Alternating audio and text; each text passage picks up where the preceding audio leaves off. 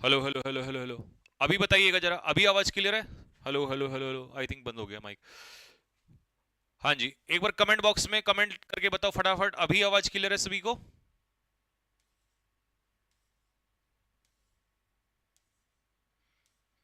Thums up डालो एक बार भैया, आवाज एकदम क्लियर है।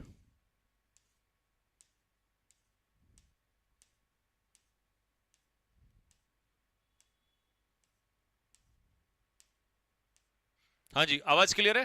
चलो ऑल राइट, ठीक है भाई।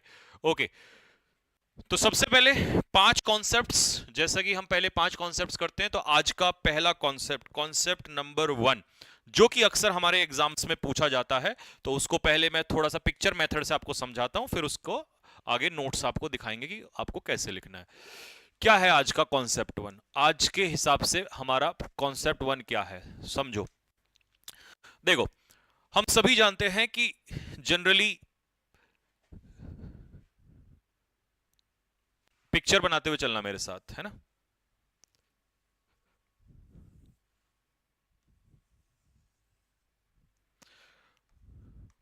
अगर कभी भी हमें सिंस और फॉर, ये दो प्रेपोजिशन दी हो, और इनके साथ दिया होगा हमें क्या? टाइम दिया होगा। सिंस और फॉर के साथ क्या दिया होगा? टाइम दिया होगा।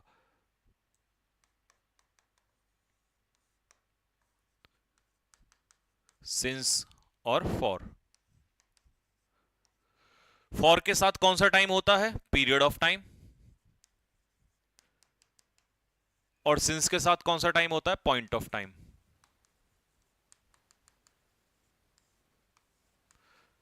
तो हमें एग्जामिनर क्या करता है, हमसे पूछता है कि कौन सा टेंस करेगा, यूज होगा। जनरली वो हमें क्या देता है? Present continuous. जब हम क्या यूज करेंगे? प्रेजेंट परफेक्ट कॉन्टिन्यूस का इस्तेमाल करेंगे। अब इस बात को समझो। जैसे मैंने सपोज करो आपसे कहा कि मैं पढ़ा रहा हूं। क्या बोला मैंने? मैं पढ़ा रहा हूं। तो इसका मतलब मैं जिस समय बोल रहा हूं उस समय पढ़ाने का काम चल रहा है। मैं पढ़ा रहा हूं, जिस समय बोला उस समय पढ़ाने का काम चल रहा है, तो ये हो जाएगा प्रेजेंट कॉन्टिन्यूस। लेकिन मैंने बोला मैं सुबह से पढ़ा रहा हूं, तो अब इसका मतलब मैंने ये चीज क्या ऐड कर दिया? टाइम ऐड कर दिया। और सुबह से मतलब पास्ट से, इसका मतलब हुआ कि जब भी कोई काम पास्ट में स्टार्ट हुआ हो और चलते चलते चलते चलते अभी भी हो रहा हो, तो उसे कहते हैं प्रेजेंट परफेक्ट कॉन्टिन्यूस। लेकिन एग्जामिनर बोलेगा नहीं, वहां पर क्वेश्चन बोलेगा नहीं, तो बोलेगा वहां पर कौन? टाइम बोलेगा। तो आपको वहां पर क्या दिया होगा? सिंस और फॉर की मदद से टाइम दिया होगा। अगर पीरियड ऑफ टाइम होगा तो वहां पर लगेगा फॉर, और पॉइंट ऑफ टाइम होगा तो वहां पर लगेगा सिंस। इसी बात को और थोड़ा सा अच्छे से समझने के लिए मैं आपकी थोड़ी सी मदद करता हूं, और आप थोड़ी मेरी मदद करिए। मुझे बताइए, अगर 2 डेज दिया होगा तो आप इसके साथ सिंस लगाएंगे या फॉर लगाएंगे? फटाफट कमेंट बॉक्स में स्पैम करो। अगर 2 डेज दिया होगा तो उसके साथ क्या लगाओगे? सिंस लगाओगे या फॉर लगाओगे? अगर मान लो एन आर दिया होगा कि भैया 1 घंटे से वो पढ़ाई कर रहा है, तो इसके साथ क्या लगाओगे? अगर उसने मान लो हमें दे दिया लास्ट संडे, तो आप इसके साथ किसका इस्तेमाल करोगे? ठीक है, सिंस लगाओगे या फॉर लगाओगे? अगर मान लो उसने हमें दे दिया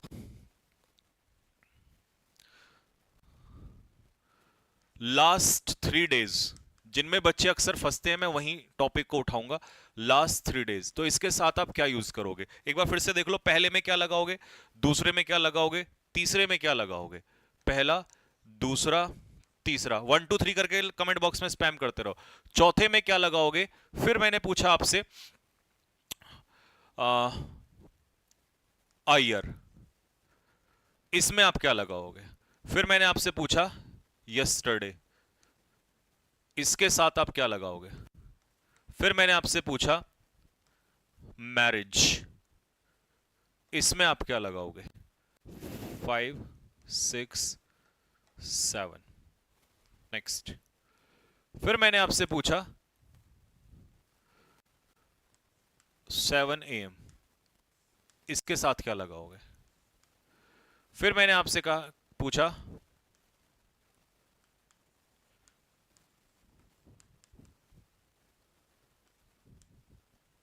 इसके साथ क्या लगाओगे? फिर मैंने आपसे पूछा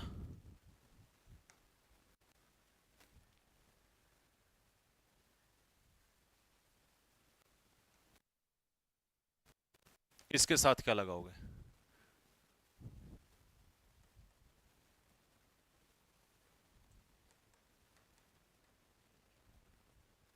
इसके साथ क्या लगाओगे? अगर ये सब तुमने सॉल्व कर दिया तो तुम एग्जाम में मार नहीं खा सकते। 5 6 7 8 9 10 और 11, क्या क्या यूज करोगे फटाफट बताओ। पहला क्वेश्चन आपके सामने है, अब अपने चेक करना और 11 में से मुझे स्कोर बताना कि भैया मेरा 11 में से स्कोर ये है। 2 डेज के साथ क्या यूज करोगे? देखिए 2 डेज क्या है, एक ड्यूरेशन है, पीरियड है, 2 दिन का अंतराल, तो इसे हम लोग यूज करेंगे फॉर। अपना स्कोर बताते जाना, जिस जिसका भी सही हो रहा है कमेंट में दिल फेंक के मारो, जब भी सही हो जाए कमेंट बॉक्स में दिल फेंक दो कि भैया मेरा ये वाला सही है। एनआर, एनआर कोई पॉइंट ऑफ टाइम नहीं है, 1 घंटा एक ड्यूरेशन है, तो इसके लिए भी आएगा फॉर। लास्ट संडे, अब लास्ट संडे क्या है, पॉइंट है, लास्ट संडे क्या है, एक पॉइंट है, ये एक ड्यूरेशन नहीं है, तो पॉइंट है तो इसका मतलब आंसर हो जाएगा सिंस हो जाएगा। फिर आते हैं अगले पे, लास्ट 3 डेज। अब यहां पे लास्ट है, यहां पे भी लास्ट है, लेकिन Sunday is the name of the day, और जब किसी चीज का नाम दिया होता है, हमेशा याद रखना नाम किस में काउंट होता है, पॉइंट ऑफ टाइम में। ठीक है, नाम किसी भी चीज का होगा तो वो पॉइंट ऑफ टाइम दिया होगा। ऐसे ही यहां पर 3 डेज क्या है, पीरियड ऑफ टाइम, तो यहां पर लगेगा फॉर द लास्ट, ठीक है, for the last 3 days. A year, ये नाम नहीं है किसी का, 1 साल का क्या है, ड्यूरेशन है, तो इसके साथ भी फॉर अ ईयर। यस्टरडे क्या है, ध्यान रखना, yesterday is a point of time, ठीक है, यस्टरडे क्या है, पॉइंट ऑफ टाइम है, ये एक ड्यूरेशन नहीं है, यस्टरडे एक ड्यूरेशन नहीं है, पीरियड नहीं है, यस्टरडे क्या है, पॉइंट ऑफ टाइम है, तो इसके साथ हम क्या लगाएंगे, सिंस यस्टरडे। मॉर्निंग क्या है, सॉरी मॉर्निंग कह रहा हूं, मैरिज क्या है, ये भी एक पॉइंट ऑफ टाइम है कि भाई जब शादी हुई थी तब, तो इसको भी हम पॉइंट ऑफ टाइम में कंसीडर करेंगे, ये एक ड्यूरेशन नहीं है, तो इसके साथ भी क्या आ जाएगा, सिंस ही कंसीडर किया जाएगा। अगला 7 AM, ये भी पॉइंट ऑफ टाइम है कि भैया 7 बजे से, तो इसके साथ भी क्या आएगा, सिंस ही आएगा। पास्ट 3 डेज, ये भी क्या है, एक ड्यूरेशन है, तो इसके साथ क्या होगा, फॉर यूज होगा। लास्ट मंथ, लास्ट मंथ क्या है, एक ड्यूरेशन नहीं है, ठीक है, लास्ट मंथ, जैसे मैंने मान लो पिछला महीना क्या था, जून था, तो या तो मैं कह दूं जून से, तो सिंस जून, या कह दूं last month is equal to, है ना, तो last month is equal to जो वो महीना दिया होगा, तो लास्ट मंथ कह दूं, या मैं यहां पर मान लो जून कह दूं, तो since June, since last month, तो यहां भी आ जाएगा सिंस। और दिवाली क्या है, एक त्योहार का नाम है, तो ये भी क्या आ जाएगा, सिंस आ जाएगा, नाम है तो ये भी क्या आ जाएगा, सिंस आ जाएगा। 11 में से अपना स्कोर बताओ कि भैया मेरा स्कोर ये रहा है। आज के बाद आप शायद मेरे हिसाब से कभी भी सिंस और फॉर में कभी भी प्रॉब्लम नहीं लोगे, ठीक है। चलो, अब इसी बात को हमने क्या कर दिया, हिंदी में लिख के दे दिया। अगर कोई क्रिया यानी कि कोई एक्शन पास्ट में शुरू होकर प्रेजेंट तक लगातार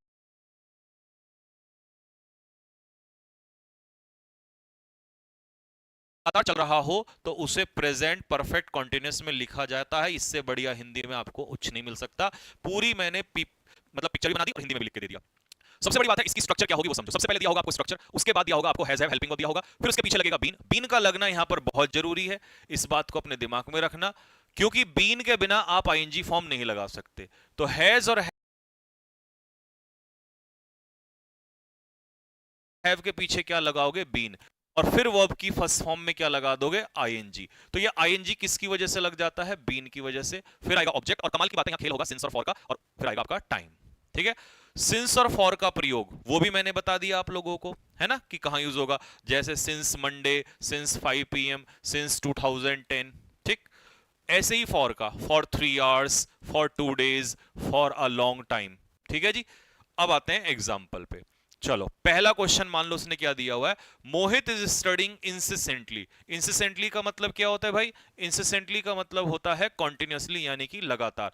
अब इसमें गलती क्या है, देखो जैसे आपने क्वेश्चन को देखा होगा आपके दिमाग में 2 बातें आई होंगी। एक तो 3 आवर्स जो है वो पीरियड ऑफ टाइम है, और पीरियड ऑफ टाइम के साथ आप सिंस नहीं लगाते, क्या लगाते हो, फॉर लगाते हो। दूसरी बात, जैसे ही सिंस और फॉर दिया वैसे ही प्रेजेंट कॉन्टिन्यूअस को आप किस में कन्वर्ट कर दोगे, प्रेजेंट परफेक्ट कॉन्टिन्यूअस में कन्वर्ट कर दोगे। तो ये भी आपको समझ में आ गया होगा।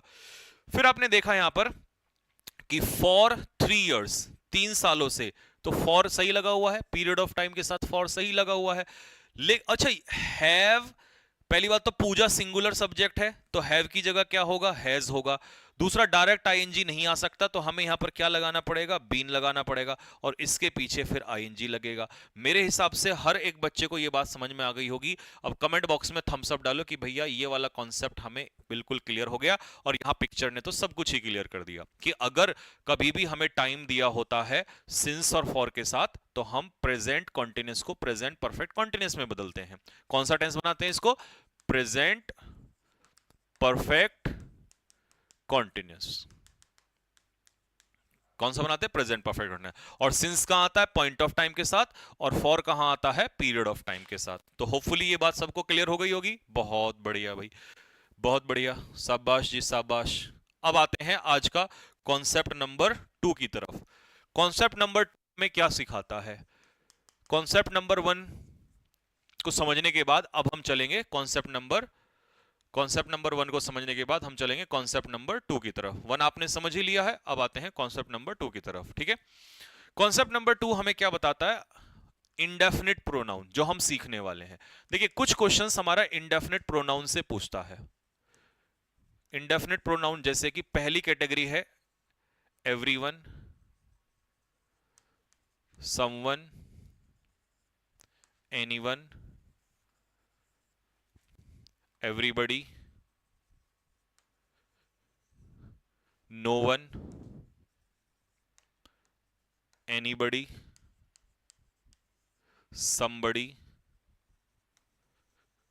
ठीक है, नोबडी। ये हमारे कुछ इंडेफिनिट प्रोनाउन हैं जो कैसे कंसीडर किए जाते हैं, सिंगुलर कंसीडर किए जाते हैं। इनके साथ अगर वर्ब पूछेगा तो कैसी वर्ब आएगी, सिंगुलर वर्ब आएगी, सिंगुलर वर्ब पूछेगा। और इनकी खास बात है कि इनके साथ जो पॉजेसिव एडजेक्टिव आता है वो क्या आता है, हिज। जनरली पेपर में क्या दे देगा आपको, वंस लगा के देगा जो कि गलत होगा, या क्या दे देगा पेपर में आपको, देयर देगा जो कि गलत होगा। वंस आता है जब आपका सब्जेक्ट वन होगा तभी वंस आएगा, देयर आता है जब आपका सब्जेक्ट प्लूरल होगा तभी इसका इस्तेमाल किया जाएगा। ठीक है जी, आइएगा अब समझिए इस बात को कि जब भी आपका indefinite pronoun everyone, no one, anyone, someone दिया होगा, क्या क्या दिया होगा एक बार कमेंट बॉक्स में बताना लिख के, everyone, no one, anyone, someone, nobody, everybody, anybody, somebody. तो इनके साथ कैसी वर्ब आएगी, सिंगुलर वर्ब आएगी। इनके साथ पॉजेसिव एडजेक्टिव क्या रहेगा, हिज रहेगा। लेकिन अगर एवरीथिंग कर दिया, अब ये थिंग मतलब नॉन लिविंग को रिप्रेजेंट कर रहा है, समथिंग, नथिंग, एनीथिंग, तो इनके साथ वर्ब कैसी आएगी, सिंगुलर, और इनका पॉजेसिव एडजेक्टिव क्या होगा, इट्स होगा। इट्स क्यों हुआ, क्योंकि यहां पर नॉन लिविंग को रिप्रेजेंट कर रहा है, और ये किसको डिनोट करता है, पर्सन को डिनोट करता है, तो इसीलिए यहां पर हमने क्या ले लिया, हिज ले लिया यहां पर। तो इन दोनों का डिफरेंस ये होपफुली आपको समझ में आ गया होगा। ठीक है, उसमें इट्स क्यों आया, क्योंकि वो नॉन लिविंग को रिप्रेजेंट कर रहा है, और यहां पर हिज क्यों आया, क्योंकि ये पर्सन को इंडिकेट करता है। ठीक है, अब इसी के हिसाब से जब हमने एग्जांपल देखने की कोशिश की, तो एग्जांपल में पहला एग्जांपल इसने दिया था, everyone has oblique have completed his oblique their homework. हर किसी ने अपना काम पूरा कर लिया। सबसे पहले एवरीवन यहां क्या कंसीडर होगा, सब्जेक्ट। सब्जेक्ट सिंगुलर है तो मेरे भाई वर्ब भी कैसी होगी, सिंगुलर होगी। जब सब्जेक्ट सिंगुलर, वर्ब सिंगुलर, तो एडजेक्टिव भी कैसा होगा, सिंगुलर होगा, तो यहां पर देयर नहीं आएगा। क्वेश्चन नंबर 2 की अगर बात करूं तो नोबडी कैसा सब्जेक्ट है, सिंगुलर सब्जेक्ट है। अगर सिंगुलर सब्जेक्ट है, सिंगुलर के साथ हम वर्ब में क्या लगाते हैं, एससीआईएस लगाते हैं, तो आंसर इसका क्या हो जाएगा, केयर्स हो जाएगा। अब क्वेश्चन नंबर 3 की अगर बात करें, एवरीथिंग, तो एवरीथिंग कैसा सब्जेक्ट होगा, ये भी सिंगुलर होगा। सिंगुलर होगा तो इसका सही उत्तर क्या होना चाहिए, हैज होना चाहिए। लेकिन आगे चल के क्या समस्या है, एवरीथिंग सिंगुलर है, तो यहां पर इस बार पॉजेसिव एडजेक्टिव क्या होगा, इट्स होगा, यानी कि देयर नहीं होगा। फिर आते हैं, हाँ रख दो, फिर आते हैं समथिंग पे। समथिंग भी क्या होगा, सिंगुलर होगा। अगर ये भी सिंगुलर है तो इसका सही उत्तर क्या होगा, इज होगा। जिसका भी सही उत्तर बैठा हो फटाफट कमेंट बॉक्स में दिल मारो फेंक के कि भैया एकदम क्लियर है, हमें इसमें कोई परेशानी नहीं है। जो आपने ये अभी इंडेफिनिट प्रोनाउन वाला केस सिखाया है, everyone, everybody, someone, somebody, no one, nobody वाला, एवरीथिंग, समथिंग वाला, ये पूरा हमें क्लियर है और चारों क्वेश्चन हमारे बिल्कुल सही हैं। तो फिर मैं अगले कॉन्सेप्ट की तरफ चलता हूं, नेक्स्ट कॉन्सेप्ट की तरफ बढ़ते हैं। कॉन्सेप्ट नंबर 3 क्या सिखाता है हमें और कौन सा कॉन्सेप्ट हम करने जा रहे हैं। लेकिन मुझे इसमें आपकी थोड़ी सी मदद की जरूरत पड़ेगी। आप मेरी मदद करने के लिए तैयार हैं तो फिर मैं आपको यह सिखाने की कोशिश करता हूं। क्या आप तैयार हैं सभी, कमेंट बॉक्स में लिखिएगा यस। एक दिन दोस्तों मैंने प्राचीन काल में आपको एक बात सिखाई थी। मैंने आपको little a little the little सिखाया था। अगर सिखाया था तो कमेंट बॉक्स में लिखिए भैया यस, और अगर नहीं सिखाया था तो लिखिए नो। प्राचीन काल में मैंने आपको little a little the little सिखाया था, तो मैं आज आपको सिखा रहा हूं फ्यू, अ फ्यू और द फ्यू। ये कुछ कहानी है जो बड़ी परेशान करती हैं। मैंने जानबूझ के उस दिन आपको आधा सिखाया था, क्योंकि लिटिल वाले केस सारे पढ़ लो, तो आज फ्यू वाले पढ़ लो। Few, a few, the few, ठीक है, पढ़ाया था, बहुत बढ़िया। तो उसी से रिलेट करता हूं। मैंने लिटिल बताया था आपको ना के बराबर। अब मान लो ये ग्लास ही है, मैं ग्लास ही समझा रहा हूं। इस ग्लास में, ठीक है, कुछ कंचे पड़े हैं। अच्छा, कंचे तो काउंट हो जाएंगे? नहीं नहीं, कोई टॉफी पर टॉफी ले लो, टॉफी, ठीक है। लेकिन कितनी टॉफियां हैं? ना के बराबर टॉफियां हैं, मतलब बहुत ही कम है, मतलब नेग्लिजिबल समझ लो, ना के बराबर। तो सबसे पहले फ्यू के पीछे हमेशा कैसा नाउन आएगा? प्लूरल नाउन आएगा। अ फ्यू के पीछे कैसा नाउन आएगा? प्लूरल नाउन आएगा। द फ्यू के पीछे कैसा नाउन आएगा? प्लूरल नाउन आएगा। और little, a little, the little के पीछे कैसा नाउन आता है? अनकाउंटेबल आता है। इनके पीछे प्लूरल आता है। तो मेरे भाई यहां पर कितना होगा? ना, ना या ने? ना के बराबर संख्या। क्या तुम में से कोई मुझे बता सकता है मैं संख्या क्यों बोल रहा हूं यहां पर? कुछ संख्या, मैं क्यों संख्या की बात कर रहा हूं यहां पर? अब यहां पर टॉफी जो है ना, वो कुछ हो गई। और जो बच्चा वो नोट्स बनाता है ना भाई, भाई थोड़ा सा अच्छे से बनाना ये पिक्चर, कभी मेरी तरह ये कवाड़ कर दे, बिल्कुल कचरा कर दे, है ना। तुम थोड़ा सा अच्छे से बनाना इन बच्चों के लिए, है ना, क्योंकि हैंड रिटन नोट्स में बिल्कुल एकदम मजा आना चाहिए बाद में। अच्छा, ये तो हो गई ना के बराबर टॉफियां, ये हो गई कुछ टॉफियां। अब इसमें हमने कहा कि भैया कितनी टॉफियां, तो हमने कहा भैया जितनी टॉफियां हैं वो सारी। जैसे एक बात बताओ, मेरे पीछे एक बॉक्स है, बताना कितनी टॉफियां इसमें? दिख तो नहीं रहा? बताना कितनी टॉफियां हैं। आपने कहा भैया पता नहीं कितनी टॉफियां हैं, लेकिन आपने कहा जितनी भी है ना सारी दे दो, जितनी टॉफियां हैं सारी टॉफी दे दो, आज टॉफी खाने का मन कर रहा है, ठीक है। तो तीसरा के देखो, अगर ये वाला केस होता तो इसमें पता है ना के बराबर, अगर ये वाला केस होता तो पता है थोड़ी सी, लेकिन इस वाले केस में मैं बार बार सिखाना चाह रहा हूं आपको कि इस वाले केस में आपको पता नहीं होता, तो इसे हम कहते हैं कि भैया जितनी भी टॉफियां हैं, जितनी भी टॉफियां हैं वो कितनी है? भैया जितनी भी टॉफियां हैं वो सारी। तो तुम्हें नहीं पता था इसमें कितनी टॉफियां हैं, ठीक है, तुम्हें नहीं पता था कि कितनी टॉफियां हैं।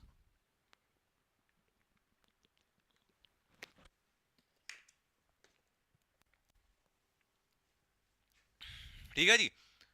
तो इसका मतलब इसमें हमें पता नहीं होता।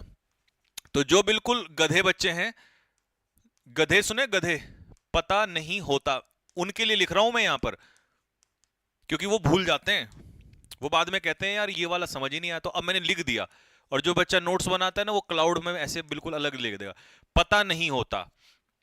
इसीलिए यहां पर लिखते हैं जितना है वो सारा, सारा का सारा, है ना, जितना है वो सारा, इसमें हमें पता नहीं होता है, ठीक है। इसे कहते हैं फ्यू, अ फ्यू और द फ्यू। अब आ जाओ यहां पर, few, a few, the few, हमेशा अपने पीछे क्या लेते हैं? हमेशा अपने पीछे लेते हैं प्लूरल नाउन, ठीक है। फ्यू का मतलब होता है हार्डली, हिंदी में कहते हैं ना के बराबर। अ फ्यू का मतलब होता है थोड़ा, या कह सकते हो सम।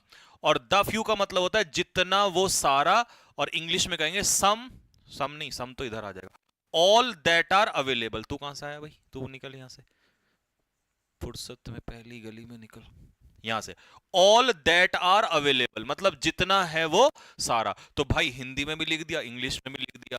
अब तो बिल्कुल ही गोबर गणेश है ना, और वो कह रहा है जी अभी भी समझ में नहीं आया, तो भाई फिर तो, फिर उसको तो बस क्या ही बताऊं, उसके लिए मुझे कुछ नया ही इस दुनिया में दवाई बाबा बंगाली से बनवानी पड़ेगी, तभी समझ में आएगा, है ना, कि भाई पिक्चर मेथड से भी नहीं आया, हिंदी इंग्लिश से भी नहीं आया, तो भैया फिर तो बाबा बंगाली के पास चलना पड़ेगा, फिर तो वही कुछ कर सकते हैं, ठीक है। अब एग्जाम्पल में देखो जरा क्या लिखा हुआ है। There are few rupees in my wallet, मेरे पर्स में ना के बराबर रुपए हैं, so I can not afford a cup of tea. वो कह रहा है मैं कप कॉफी भी अफोर्ड नहीं कर सकता। क्यों? क्योंकि उसके पास कितना है, ना के बराबर है। और तो सही बात है, तभी तो अफोर्ड नहीं कर सकता। डॉक्टर ने एडवाइस दिया मुझे to take a few days rest. Doctor advice देगा कि ना के बराबर दिनों का रेस्ट ले लो, तो गलत हो जाएगा। वो कहेगा कुछ दिनों का रेस्ट ले लो, तो कुछ के लिए हमें क्या बोलना पड़ेगा, अ फ्यू डेज रेस्ट। अब यहां पर उसने कहा the few days. The few days का मतलब है जितने दिन थे। The few days that I spent with Anarkali. अरे भाई क्या नाम लिख दिया। तो वो कह रहा है कि भैया जितने भी दिन मैंने अनारकली के साथ बिताए थे वर मेमोरेबल, वो सारे यादगार थे। तो हमने पूछा कि भैया, रांझे से पूछा कि रांझे भाई अनारकली के साथ कितने दिन बिताए, तो उसने कहा सर जी मुझे नहीं पता, लेकिन जितने बिताए थे वो सारे। तो सारे के सारे, और सारे के सारे में आता है the few days. Uh few days करोगे तो गलत हो जाएगा, क्योंकि उसने यहां लिख कर दे रखा है। तो जो गधे वाले बच्चे हैं ना, उनको भी बता रहा हूं कि यहां ये लिख के दिया है, इसमें लिख के नहीं दिया होता, यहां लिख के दिया होता है कि जितना है वो सारा। That I spent. That I spent का मतलब है जितने दिन बिताए। कितने बिताए? हो सकता है 2 दिन बिताए हो सकता है 2 महीने बिताए हो सकता है 2 साल बिताए हो सकता है 20 साल बिताए हो, हमें क्या पता। दैट आई स्पेंट का मतलब है जितना, जितना वो सारा। भैया जो नोट्स बनाता है ना बच्चा हमारा, वो लिख देना यहां पे इसके नीचे, जितना वो सारा। और इसकी वजह से ही हमने यहां पर द फ्यू लगाया है, ठीक है, इसी की वजह से हमने यहां पर द फ्यू लगाया है। ठीक है, अब अगर अभी भी समझ में नहीं आया तो भैया फिर पीना पड़ेगा आपको मेरी तरह बाबा बंगाली का चूरन।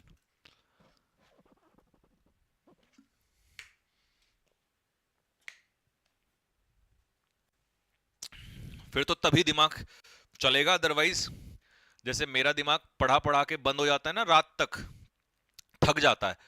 दिमाग क्या होता है, थक जाता है, एकदम थक जाता है। बिल्कुल मैं ऐसा हो जाता हूं जैसे मरने जैसी हालत हो जाती है बिल्कुल। मतलब ऐसा होता है कि रात के 12-1 बजते बजते दिमाग ना काम करना बंद कर देता है, और ऐसा लगता है कि सांसें कभी भी निकल सकती हैं। तो फिर बाबा बंगाली का चूरन जो है वो काम आता है। अरे, पेन कहाँ गया? देखो भूलने लग गया ना। जैसे ही अब 10-11 बजेंगे मैं भूलने लग जाऊंगा। तो इसीलिए मैं 9 से 10 आपकी क्लास रखी है। अब है आज का हमारा कॉन्सेप्ट नंबर 4। हाँ, कॉन्सेप्ट नंबर 4।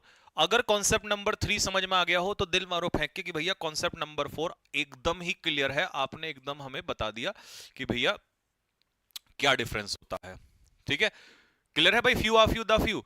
अब हम चल रहे हैं सम और एनी को लेकर, जिसका क्वेश्चन आपसे पूछ लेता है। सम और एनी की अगर हम बात करते हैं तो आप इसको ऐसे समझिए कि सम का यूज हम करते हैं पॉजिटिव सेंटेंस में। किस में करते हैं? पॉजिटिव सेंटेंस में। वहीं पर एनी का यूज किस में करते हैं? एनी का यूज करते हैं निगेटिव सेंटेंस में। किस में करते हैं? निगेटिव सेंटेंस में। और वहीं पर अगर मैं बात करूं,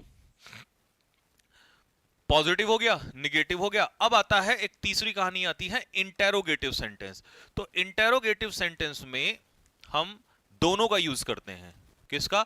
सम का भी और एनी का भी। तो सर हमें कैसे पता पड़ा, मतलब डिफरेंस पता चलेगा?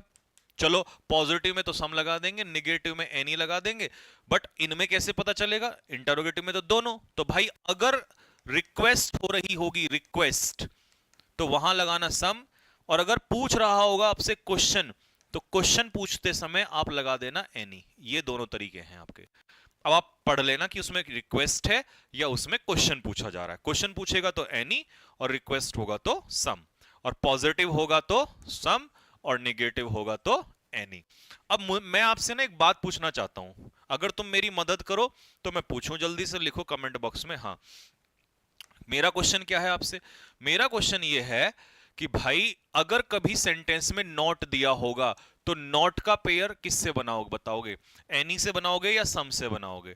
अगर सेंटेंस में कभी भी, अगर सेंटेंस में कभी भी हार्डली दिया होगा तो इसका पेयर किससे बनाओगे? फटाफट बताओ।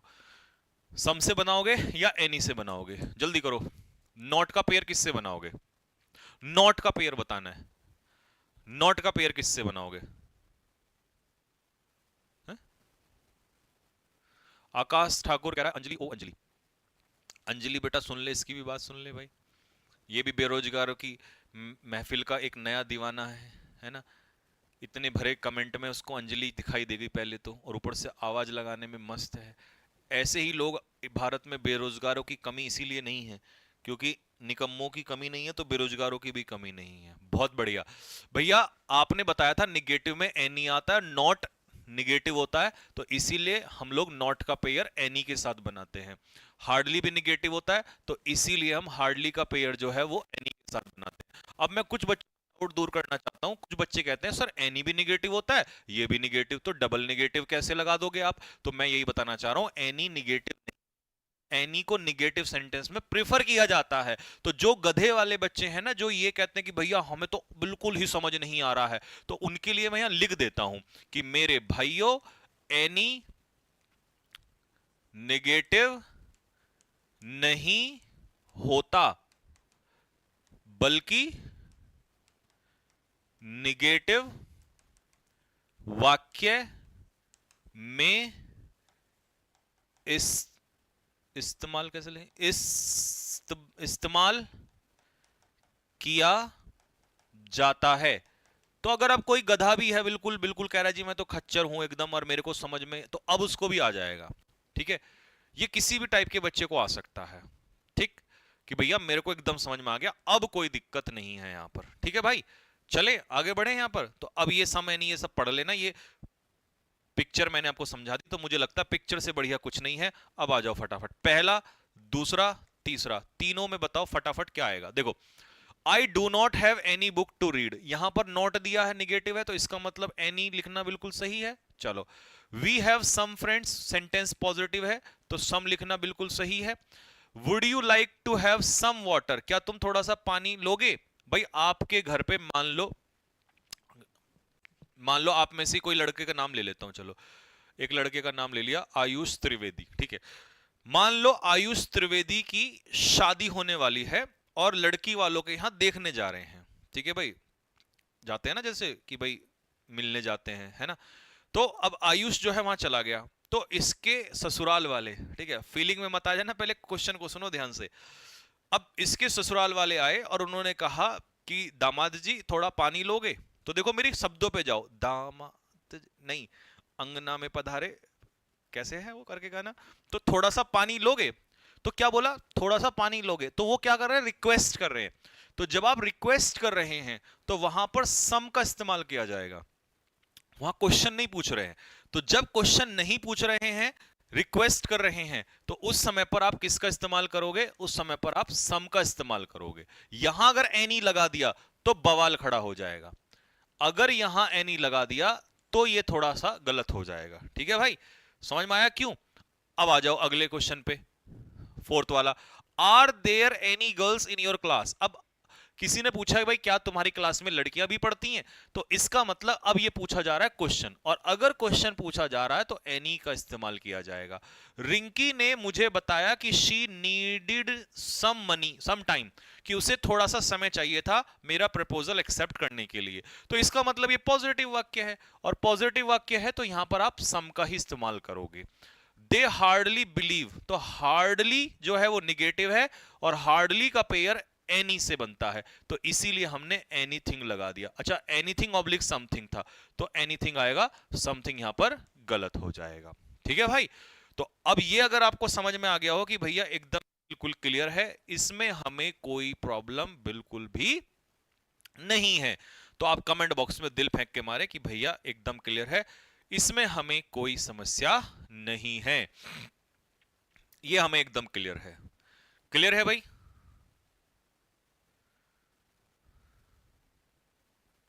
हाँ क्लियर है भाई यहां तक?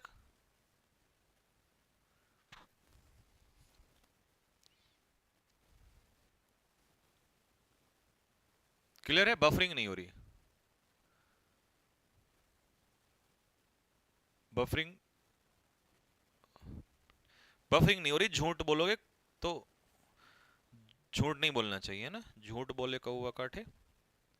ठीक है, चार कॉन्सेप्ट हो गए यहां तक, चौथा कॉन्सेप्ट क्लियर है सभी को? चलो जी, अब हम आते हैं आज के कॉन्सेप्ट नंबर 5 पे। आज का कॉन्सेप्ट नंबर 5 क्या है? तो मेरे भाई ध्यान से सुनना, कॉन्सेप्ट नंबर 5 क्या है, कॉन्सेप्ट नंबर 5 क्या है वो ध्यान से सुनना। पहले आपको कॉन्सेप्ट नंबर 5 सिखाता हूं।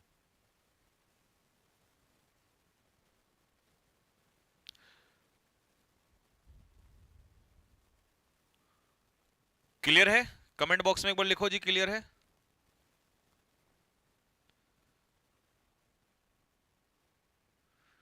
क्लियर है भाई? क्लियर है बेटा?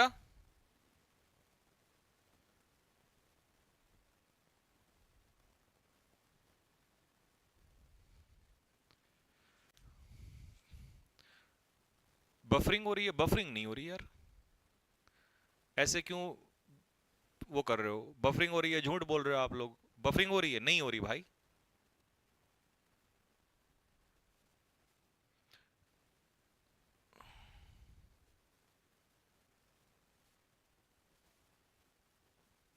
क्लियर है?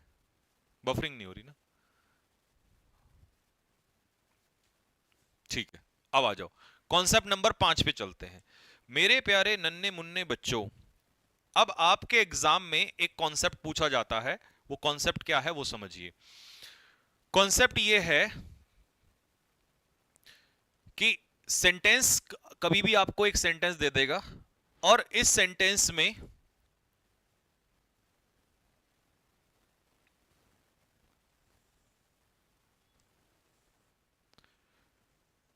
आपको देगा वन ऑफ, और वन ऑफ के पीछे आपसे पूछेगा नाउन, तो वो नाउन कैसा होना चाहिए? प्लूरल नाउन होना चाहिए। लेकिन आपसे पूछेगा वर्ब, तो वर्ब होगी सिंगुलर। क्या तुम में से कोई बच्चा मुझे ये बता सकता है कि जब वन ऑफ के बाद नाउन प्लूरल है तो जो वर्ब है वो सिंगुलर क्यों आ रही है? क्या तुम में से मुझे कोई बता सकता है? फिर इसी के बाद पहले तो ये बताओ, जब वन ऑफ के बाद नाउन प्लूरल आएगा, वन ऑफ के बाद हमेशा, वन ऑफ के बाद हमेशा नाउन जो है वो कैसा आएगा? प्लूरल आएगा। लेकिन वर्ब जो है वो सिंगुलर क्यों आएगी? क्योंकि मान लो उसने कहा ये बहुत सारे लड़के हैं और इन बहुत सारे लड़कों में से एक लड़के ने एग्जाम पास कर लिया, तो बहुत सारों में से कितने ने किया? एक ने किया। तो ज्यादा में से एक जब हम लेते हैं तो चॉइस की बात हो रही होती है यहां पर, यानी कि ज्यादा में से एक, और इस एक का ही जिक्र चल रहा है, इस एक का ही जिक्र चल रहा है। तो इस एक का जिक्र होगा तो वर्ब यहां पर क्या आएगी? सिंगुलर आएगी। लेकिन पेपर में बड़ा बवाल खड़ा होता है, इसी क्वेश्चन को घुमा के भी पूछा जाता है। कैसे पूछा जाता है वो समझो। पहले तो मैं इसका एक एग्जांपल दे दूं आप लोगों को, जैसे एक छोटा सा एग्जांपल दे देता हूं यहीं पे। मान लो मैंने आपसे बोला one of the boys have got selected. बताओ क्या होगा इसमें? दूसरा, ऑफ वन ऑफ देम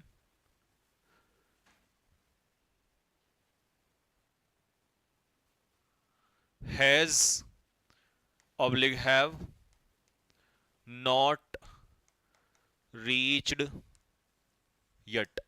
उनमें से एक अभी तक नहीं पहुंचा है। तो यहां पर जिक्र क्या हो रहा है? बॉयज में से वन, तो सब्जेक्ट वन है, देम में से एक।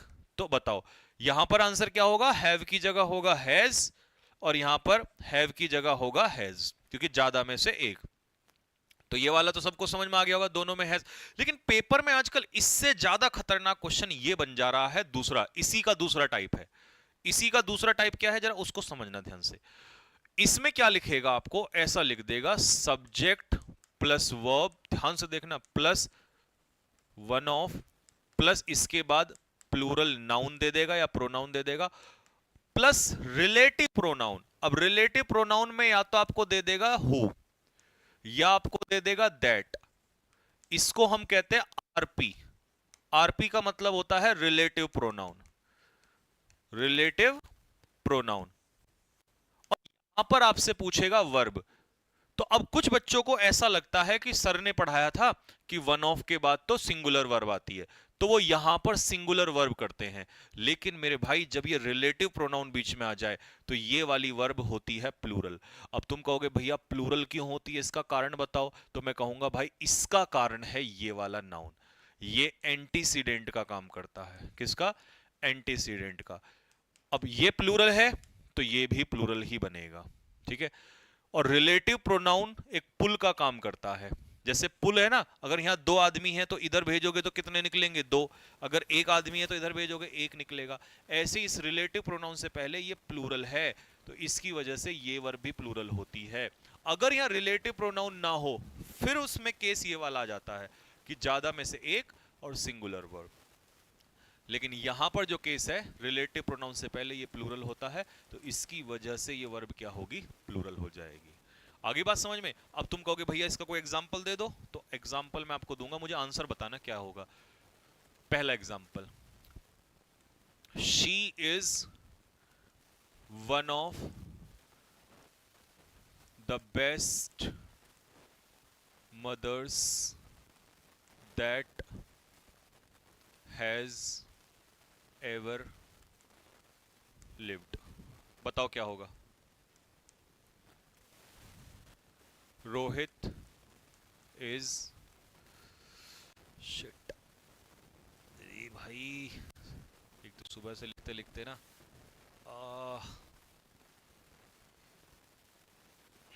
Rohit is one of the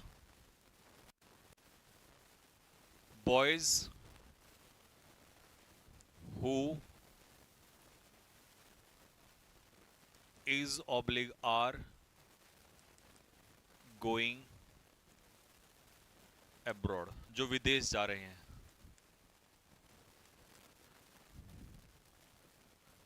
Rinki is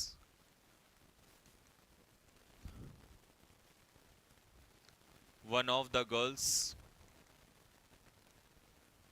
who have participated in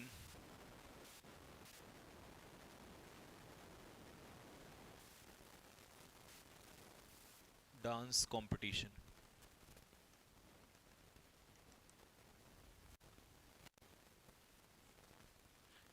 ओए, पिटाई खाएगा भी।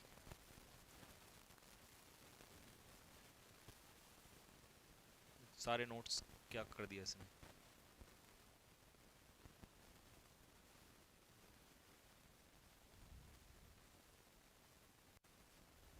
हाँ जी, कहां थे भाई हम? Has oblique have participated in the dance competition.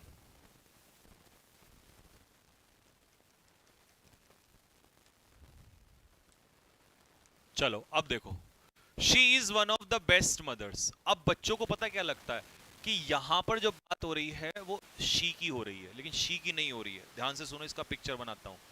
ये उसने कहा है बहुत सारी मदर्स हैं और इन मदर्स में से उसने कहा शी एक है, लेकिन जो आगे जिक्र हो रहा है वो इन मदर्स का हो रहा है। हैव एवर लिव्ड, मतलब जो अभी तक रही हैं, जितनी भी बेस्ट मदर्स हुई हैं, तो जितनी भी हुई हैं, इसका मतलब यह है कि रिलेटिव प्रोनाउन के बाद जो जिक्र हो रहा होता है वो इसका हो रहा होता है, एंटीसीडेंट का। तो ये अगर प्लूरल है तो इसके हिसाब से यहां पर क्या हो जाएगा? हैव हो जाएगा। ठीक है, रिलेटिव प्रोनाउन से पहले बॉयज प्लूरल है तो यहां पर इसका आंसर आर हो जाएगा। यहां रिलेटिव प्रोनाउन से पहले गर्ल्स प्लूरल है तो इसके हिसाब से आंसर इसका हैव हो जाएगा।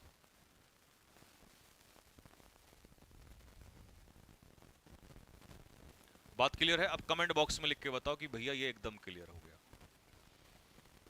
किसी के लिए बहुत आसान हो सकता है, किसी के लिए ये बहुत अच्छी चीज हो सकती है, बहुत टफ भी हो सकता है, किसी के लिए एवरेज हो सकता है, लेकिन ये मायने नहीं रखता किसके लिए क्या है। मायने ये रखता है कि समझ में आया कि नहीं आया। बात समझ में आया? दोनों में डिफरेंस समझ में आ गया सभी को कि भैया जब रिलेटिव प्रोनाउन वाला केस आएगा तो मैं देखूंगा कि एंटीसीडेंट हमारा कैसा है। प्लूरल है तो प्लूरल, प्लूरल है तो प्लूरल, प्लूरल है तो प्लूरल। और जब रिलेटिव प्रोनाउन नहीं होगा, रिलेटिव प्रोनाउन नहीं होगा तो फिर वन वन के अकॉर्डिंग जाऊंगा, सिंगुलर को लेके जाऊंगा। ठीक है जी।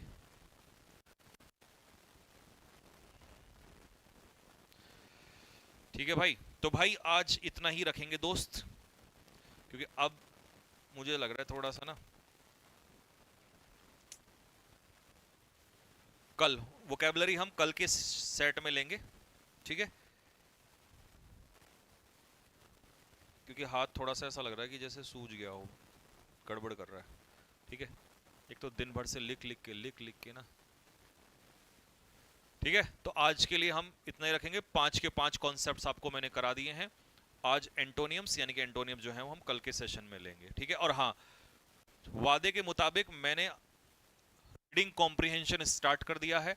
आज से आपको रीडिंग कॉम्प्रिहेंशन जो है वो मिलना स्टार्ट हो जाएगा आपके रिपीटर्स बैच में, ठीक है।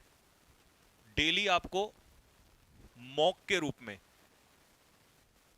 मॉक या पीडीएफ के रूप में, ठीक है, 2 पैसेज, कितने पैसेज, 2 पैसेज डेली, 2 पैसेज आपको डेली मिलेंगे हफ्ते में 3 दिन, और 2 दिन आपको मिलेंगे पीक्यूआरएस। पीक्यूआरएस 2 दिन और पैसेज जो है वो 3 दिन मिलेंगे। पीक्यूआरएस जो शीट में होंगे वो आपके 10 पीक्यूआरएस होंगे, तो एक दिन में 10 सॉल्व करोगे, आपकी प्रैक्टिस हो जाएगी खतरनाक, ठीक है। तो रिपीटर्स बैच के अंदर आप लोगों को ये जितने भी आपके पैसेज और पीक्यूआरएस हैं ये आपको मिल जाएंगे कैरियर डिफेंस एकेडमी एप्लीकेशन पे। जितने भी नए बच्चे हैं जो इस बैच में जुड़ना चाहते हैं और प्रैक्टिस करना चाहते हैं वो कर सकते हैं इसके अंदर, ठीक है। कौन सा एप्लीकेशन मैंने फिर बताया, कैरियर डिफेंस एकेडमी एप्लीकेशन के अंदर, ठीक है। कल हम इसको यहां से आगे बढ़ा रहे होंगे, तो हमने इसमें करना क्या है, कल इसके बाद के कॉन्सेप्ट्स करने हैं, और एंटोनियम्स का जो सेशन आज होना था वो हम कल करेंगे, ठीक है। क्योंकि आज शायद ज़्यादा काम मैं कर नहीं पाऊंगा क्योंकि गड़बड़ हो रही है, ठीक है। चलो तो ठीक है भाई, कल मिलते हैं सेम टाइम पे रात को 9 बजे। तब तक के लिए सभी को जय हिंद।